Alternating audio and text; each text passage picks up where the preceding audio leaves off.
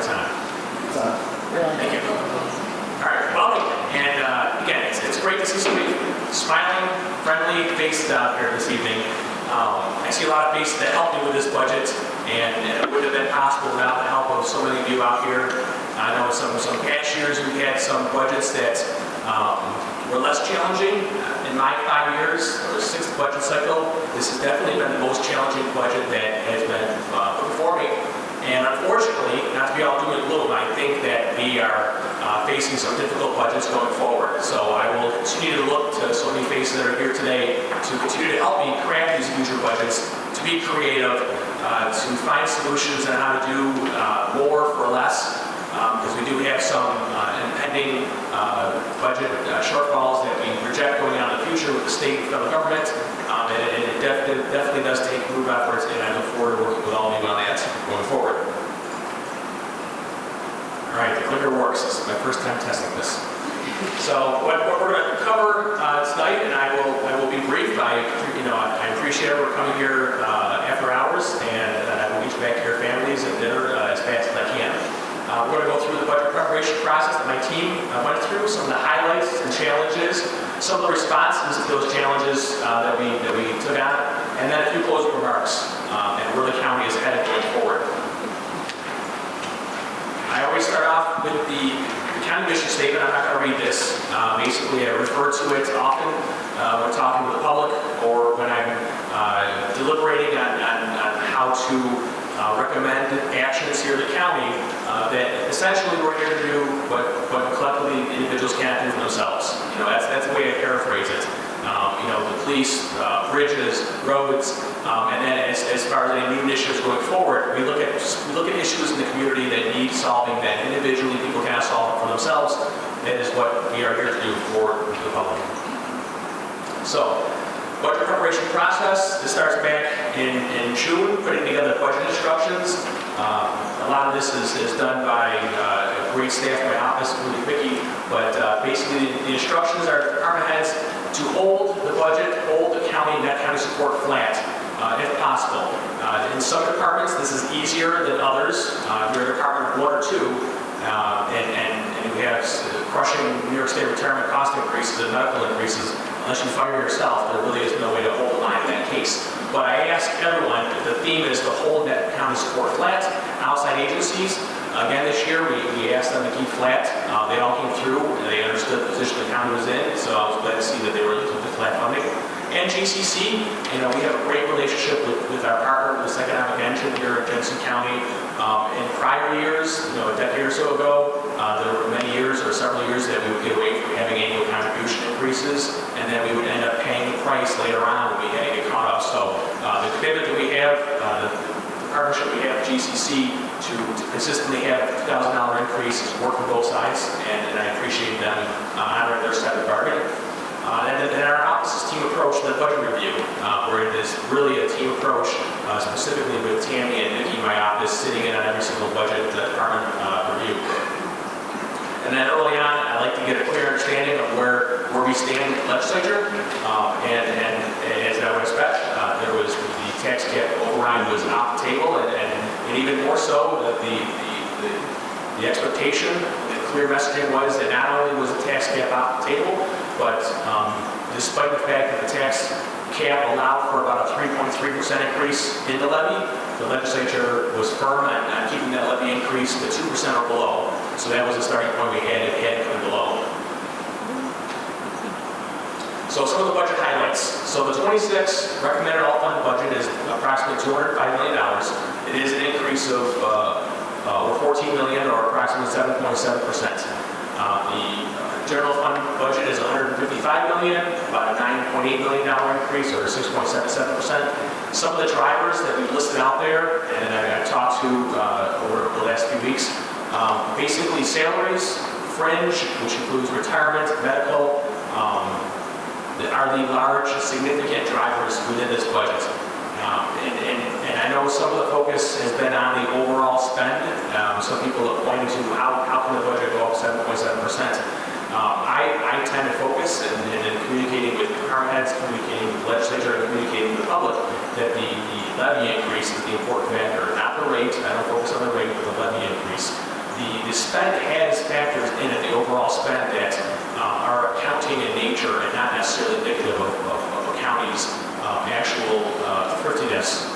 But for example, the medical, not to get too wonky in the details, but the medical fund accounts for medical costs at the same time the general fund accounts for those same medical costs. And in essence, if we were to say the spending was up a certain amount, a lot of it is because of the duplicative nature of fund accounting. So going off the train a little bit, but I just wanted to emphasize that the spend is not as a good indicator of a county budget year over year as the increase in the levy, which was kept at 2%.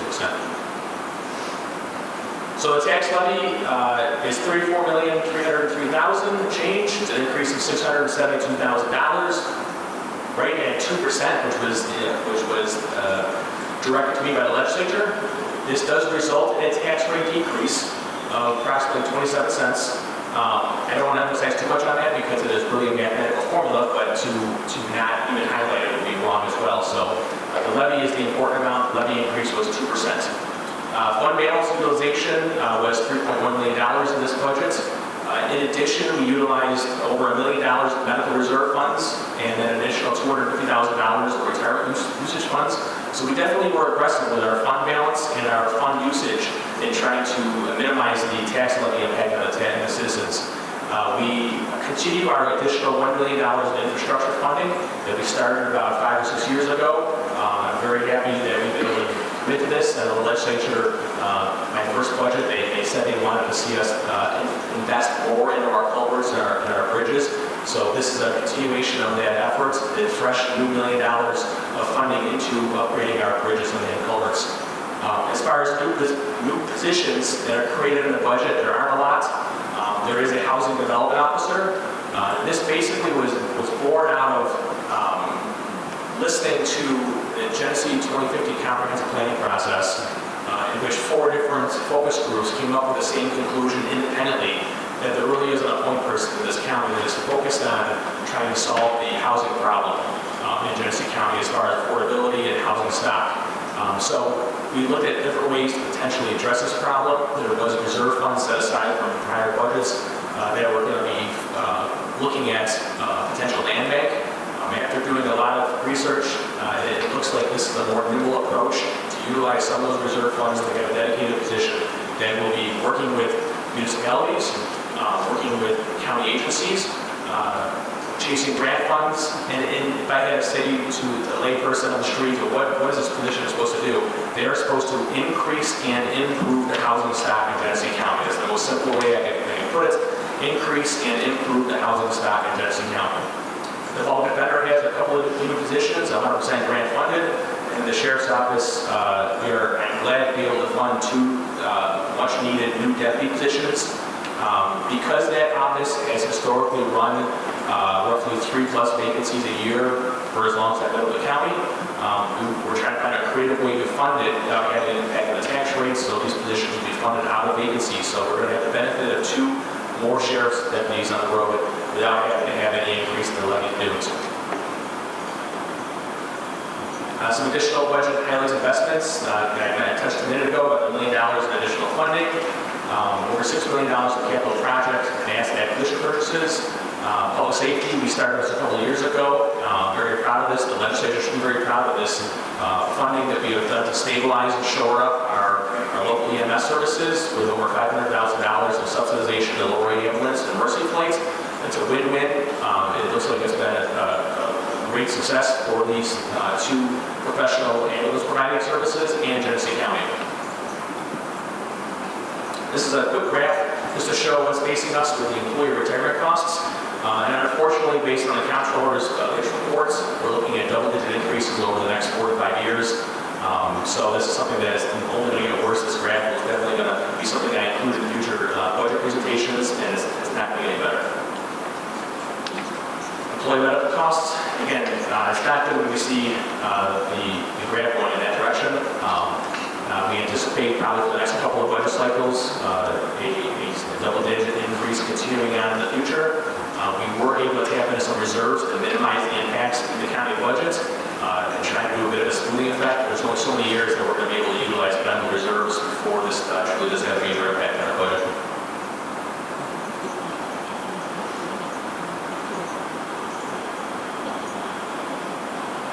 All right, this one highlights what the county levy is and what the mandated services are. So as you can see, roughly 99% of what the county levy is can be attributable to mandated services. This is nothing new. We've been talking about this for as long as I've been with the legislature. It's still worth highlighting as well. Some of the challenges, common themes here in the county jail. So we are past the construction phase of the county jail. We are still left with about $3.5 million annual debt service payments, and operating costs continue to rise. There are 3 correction officer positions that we are going to be eliminating and upgrading to senior correction officer positions. Much needed in the jail to ensure that every shift is overseen by an actual supervisor. There's an increased overtime cost, utility costs, contracted medical, contracted inmate food costs. Every time we turn around, there's a new cost. But this is the cost of housing in jail, a professional, well-run jail in Genesee County. I'm hopeful that this is the last year of working through unseen or new increased operating costs from housing a new jail versus our old county jail. The county water system, I will be continuing to talk about this every year the county. Phase 2 is nearing completion. Phase 3, we still are going through the design process. And in addition, we have our normal inflationary cost increases. Some of the responses to the budget challenges, as I touched on a minute ago, $3.1 million of fund balance utilization. We've used various reserves.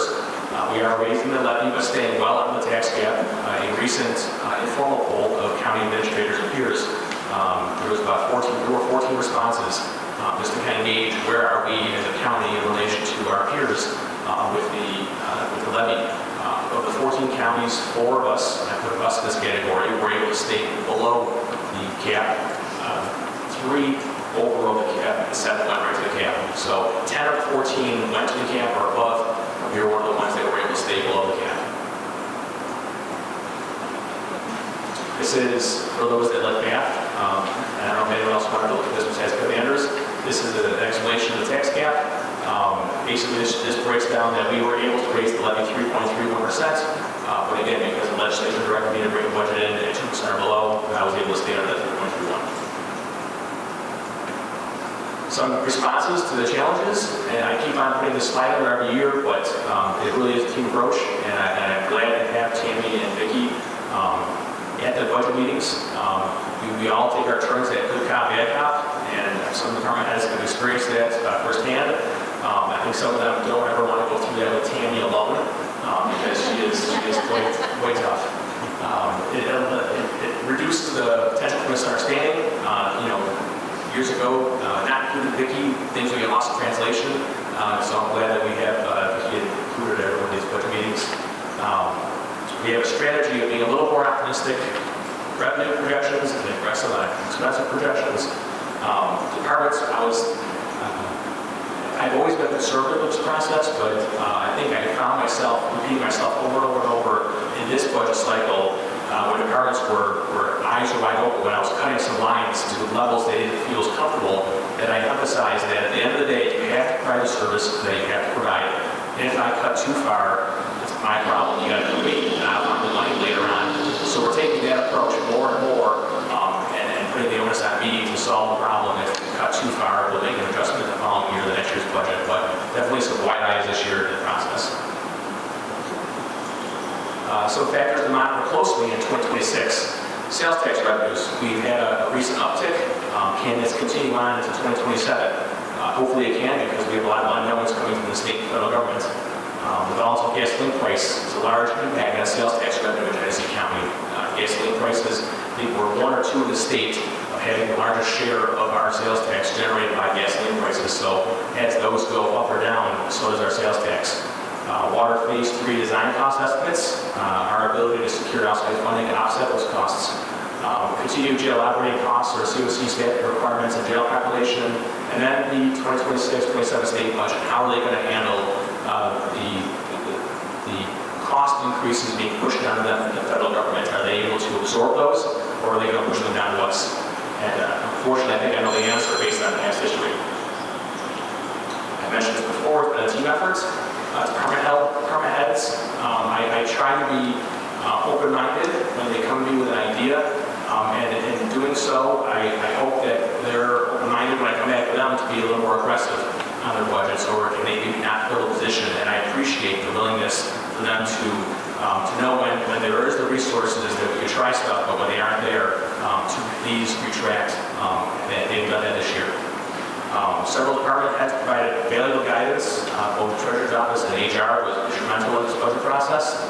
I appreciate the legislature providing clear guidance on where I had to come to. The manager's office staff worked long hours to help deliver this on time and under the GAAP budget. Again, special thanks to Tammy and Vicki. Their input was critical. From this point, the budget is in the hands of the legislature. Future budget meetings will be held to arrive at consensus, make any changes to the recommended budgets.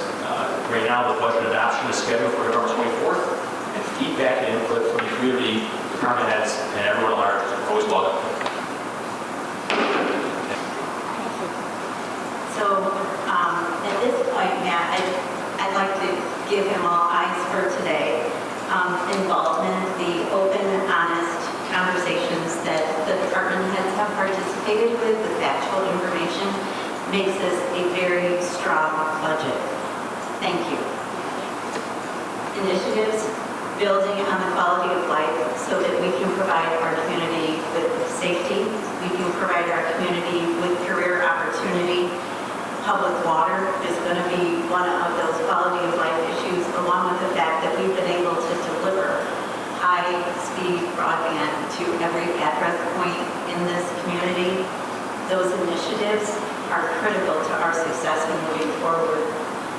As far as investments go, that housing development officer, sincerely, a most grassroots conversation and idea and concept that came out of the 2050 comprehensive plan focus groups, and for 6 of our committees to have the same initiative and desire and want for us to be able to support our communities, our towns, as far as helping them to ready their communities for growing housing opportunities, but also helping them with zoning readiness, helping with grant administration and land bank evaluation.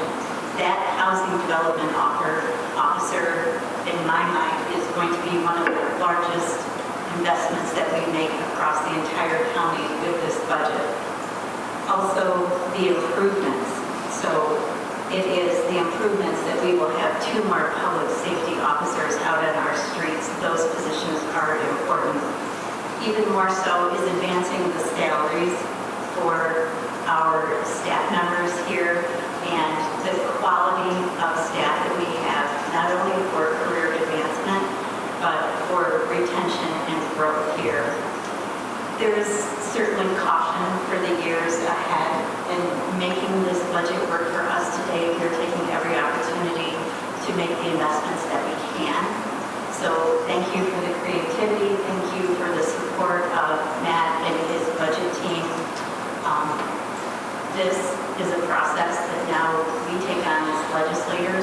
So all comments are more than welcome, and we expect to hear some from you. So please engage with us as you have engaged with the budget officer, with Matt and his team. Special thanks, Vicki, Tammy, Kevin, our treasurer, Anita, our human service, our human resources person. You are all very special to this county and to this process, and we value all of you. So thank you very much. And at this point, I'm going to close the public hearing. And we're done. Have a nice night, everybody, and stay dry. Thanks for coming.